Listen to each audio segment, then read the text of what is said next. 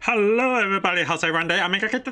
Alright guys, I'm gonna share with you an interesting story that happened in Singapore, and let's just say that this story can be shared and let the whole be the standard on why other countries should consider this using this as a base, as well as Japan can also use this as the main point of for all the problematic foreigner in Japan. But at the same time, it's actually kind of interesting that this story also raised a few questions in my mind, as which I will share with you, like a few things that I want to talk about, as well as to share the whole what happened to this young lady. So basically, in summary, this young lady back then in October 2023, she actually made a huge problem where she was like in the A&E, which is basically the accident and emergency in Singapore, in one of the hospital called SGH, called Singapore General Hospital for short.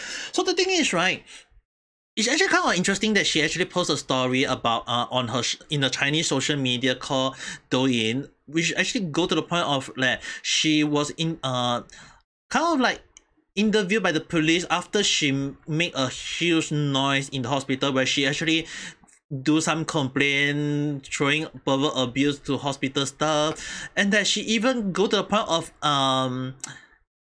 get like even disrespecting or kind of like talk back to the Singapore police in a very bad way. And it's actually kind of interesting to the point that like we'll talk about how her behavior is, but the thing is, right, she actually claimed that her leg was pain, her leg was run down by a some taxi driver in Singapore, and that she been waiting for 3 hours for treatment. But the thing is, right, based on the hospital reply statement, is that they already kind of treat her like long ago and she was discharged, but she's still making noise. So it's actually kind of interesting to say her behavior is like, what the hell was she doing? So the thing is, like, and the funny thing is that in Singapore, when you're in hospital, you have to wear a mask. It's to protect other patients as well as themselves. So it's like, because in Singapore we know that COVID virus is still a thing, and overall we still need to make sure that, oh yes, we have to wear a mask, is so that in case that you not only protecting yourself from the coronavirus from spreading, is you are also at the same time protecting others from it. So the thing is, right, this young lady don't understand the logic, and she kind of like throw the mouse on the floor and destroy a lot of issue. Like in a sense, it's like more towards like in Japan, like, oh, destruction of business. No, not entirely. She's just being a public nuisance. And again, what you guys need to understand, in Singapore, being a public nuisance can be chargeable and arrested. So that's what happened to her. So she was arrested, and funny thing is that she did post the video on to a lot of to a so-called like Instagram of China called Douyin, and that this and it was kind of like she got backlash from a lot of people, and a lot of people saying like, if you are in Rome, do as Rome says. So in Singapore, just follow as Singapore say. The funny thing is that it's actually the funny thing that when she put up a statement after she was charged, which will come back in a while. But the thing is, right, she kind of like got a lot of people, and if you take a look at her so-called account, she's living quite a luxury lifestyle, a lifestyle that is a lot of people won't who have wished for it. It's like, and the funny thing is that she also said that she's to be intoxicated, which means that she was drunk. So we'll come back all these things in a while. But the thing is, right, it's actually interesting that she also seemed to concentrate on her work permit in Singapore, meaning to say that she seems to work illegally in Singapore, which again will come back in a while. But it's kind of interesting that all these things happen to her, and at the end she is found to be guilty of many charges. But the thing is, right, she is now sentenced to, listen carefully, 5 weeks and 5 day jail. 5 weeks and 5 day jail with only 600 fine. $300 fine. Which is like, what? That is just a huge smack to the little pinky of the wrist. Of the hand, sorry. Like, wow. If this is a guy, I think the guy would have been jailed for at least a year. But the thing is, right, it's interesting that she is only $600 and jail up to 5 weeks and 5 days. I'm like, Wow! Seriously? But on the other hand, now we are going to start looking into the situation on why this raised many more questions, which I will be talking about. The one thing is that based on her statement as written by Mothership, which I have no idea, take it with a pin of salt, guys. But the one thing is that Straits Times of Singapore had indicated such thing that she actually come to Singapore to work. Is what I want to say, but apparently she come to Singapore for fun, which is shown in her picture that is seemingly that she is coming to Singapore just for fun, not to work. But the thing is, right, it's actually quite raised a big question is that although she is remorseful on her action, it's actually a funny thing that she said that this is my first time traveling overseas, which was debunked, which was actually debunked by the prosecutor of Singapore, indicating that she had traveled to Singapore way before that, even though she mentioned that it was just for a short holiday. The funny thing is that she said that she was the first time traveling to Singapore overseas, but then it's like, first time? You used to come to Singapore back then for time, young lala. So it's actually kind of interesting that she actually contradicted herself. It's like she's blatantly lying in the, like, oh wow.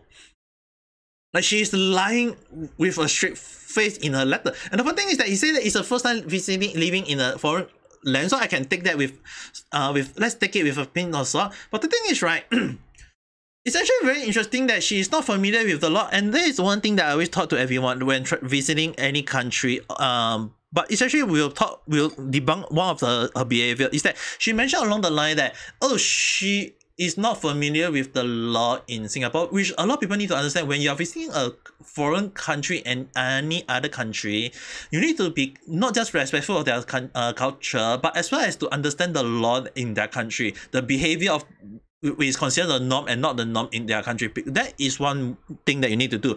But apparently this young lady did not get the memo, so that's one thing. But the interesting is that what you guys have to understand that what she did was being a public nuisance as well as scolding vulgarity in Singapore, as well as talking back to the police in Singapore. So I don't think that in any other country, when you talk back to the police of the country, is gonna be a good thing. So unless any China people can educate me on this, that if you can scold any Chinese police, then maybe. And that you can get away with it, we will understand why this is such a thing. But if China people still understand, let me speak this in Chinese so that you guys can understand. 如果你们在外国可以告诉我你们骂外国的国安是一件好事的话，请告诉我，因为在你们国家如果骂你们的国安的话是一个普通的事情然后你没有事情的话可以告诉我，我们就会了解原来你们中国人是这样的人。但是如果是不是的话，请现在在下面告诉我们是不是真的，因为这种东西真的是很奇怪哩。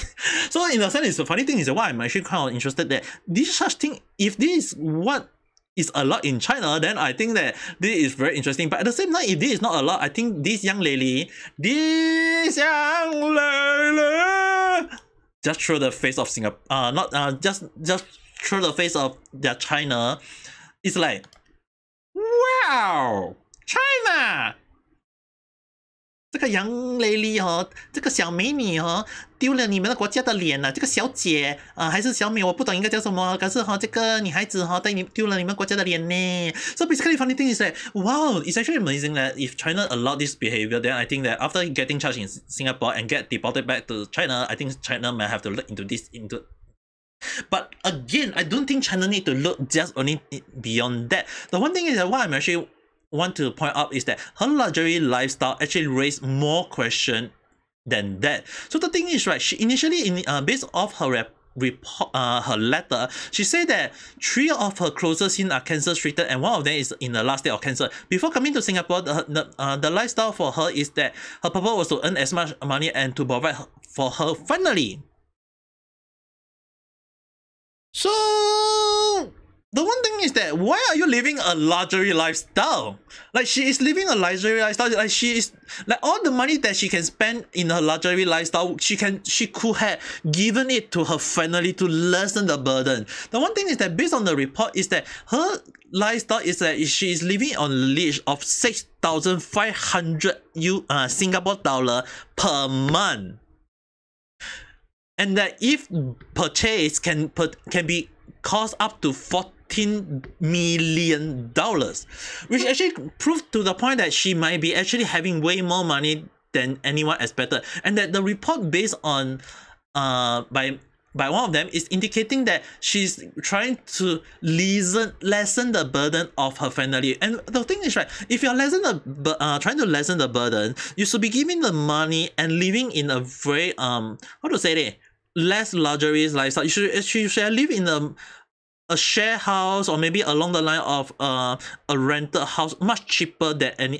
instead of living in one of the luxurious building in Singapore. So it actually kind of beg the question: is he really trying to lessen the burden of her kinship? And it's actually kind of interesting that what she's right in her letter contradict a lot of her lifestyle. And in Chinese term, it's like she might be actually earning way more than, and at the same time maybe earning the money through like in Chinese way I would say like 洗黑钱啦. But the thing is, what is like, is she doing money laundering or online scam or not? I'm not sure. This is just speculation. So, but the one thing is that it's actually interesting to see that how this thing is happening, and that based on her report that she is living quite a luxury lifestyle despite having cancer kinship. But the thing is, right, it's she also kind of, based on the report, is that the reason she wanted to enter Singapore was to have fun, not to work. And the one thing is that it's actually interesting that she is working as a clerk. Based on her work permit, she is supposed to be working as a clerk. But the thing is, right, she is working as a waitress, meaning to say that she worked in a bar, get to drink more money, get more money from other people who is basic in Chinese in Singapore term is like basically being a sugar baby, but in Japanese term will be like, hey, so the thing is, right, it's actually interesting that if people are giving her away more money, we can explain why she is living the luxury lifestyle. But the thing is, right, it's actually kind of interesting that if her letters indicate that she is trying to lessen the burden of her family, then she should be choosing to live a normal lifestyle and giving up the most of the money to her family or kinship to assist them in the cancer whatsoever. But the thing is, right, having said that, we have to take everything on this report with a pin of salt on how she is saying. But the thing is, right, it's really raised more question than answer, and that this whole scenario really made me wonder, like, should she only get jail for 5 weeks and 5 days and only get fined for $600? I feel like she should be punished way worse than that. Well, the one thing is that what you guys don't need to worry is that based on Ministry of Manpower in Singapore, she is gonna likely to get deported once confirmed, because of the thing is that her work permit will be revoked accordingly, because we need to say that she had lied, and that like basically in their term would be false statement, and that it is very likely that her work permit will be revoked, and that she, based on their quote unquote, she will be barred from working in Singapore. Well, that raised one question, is that she will, meaning to say that she still can visit Singapore as a tourist, or maybe get married to a rich guy in Singapore, or immigrate to Singapore, but the only thing that she will not be able to do in Singapore is just not able to work in Singapore. But the thing is, right, what I believe that the police of Singapore, as well as maybe China, might have to look into her situation, is that how true is her statement that and why is she living in a luxury lifestyle? And a funny thing is that there's a few things that a lot of people need to look into her situation, and it's actually kind of interesting that it's kind of weird. There is way more question for me than when I'm looking at the statement. But the thing is, right, as for right now, we have to wait and see what kind of report will be coming out. But that is all from now. But the one thing that what we can use this as a statement, one thing that we can use as a lesson for maybe in every country is that if a foreigner visit a country and being a public nuisance, they should be chargeable and arrested accordingly. Just like how Johnny Somali and maybe some recent case that I was talking about Feizi, they should be get arrested for being a nuisance. But the thing is that again, being a nuisance, is it chargeable? Well, if it's a one-time warning, should be a fine. But the thing is, right, if you're being a nuisance like non-stop, yeah, they should be arrested accordingly. So a lot of people will be like, hey, maybe it's just the first time. No, the thing is, right, she apparently there was an incident way before that. As stated that there was something along the line, they call it the seal incident, not just the hospital incident, where she actually kind of like was apparently like she was a drunk resident there, and that when she was being brought back to her condominium or her place, that she, although drunk, she was actually scolding people and being a nuisance and whatsoever. So that was already her first warning. So I guess that kind of raised a few questions, like maybe some person behavior might be just very, very bad. But the thing is, right, it's actually interesting that a lot China's influencer, a China nationality from it's just weird that a young lady from China just decided to just create all this trouble in Singapore. And the one thing is that what we can be sure is that it's very likely that she'll be get deported after her sentence, after getting jail and serving her sentence. But the thing is, right, we're still not sure. There is still additional report that she might end up getting further investigation. Though we have to look into if there is any further update. But the one thing I do think that maybe some other country can use this as a reference, that if a person is being a nuisance in their country, they should be arrested and chargeable. And the funny thing is that, again, in case anyone want to know why is there evidence against her, well, it's not just only witness. She herself posted her evidence onto the social media where she did all the thing. And again, I mentioned throwing evidence on a golden platter to the police. Yeah, I don't understand why influencers nowadays are doing such a thing.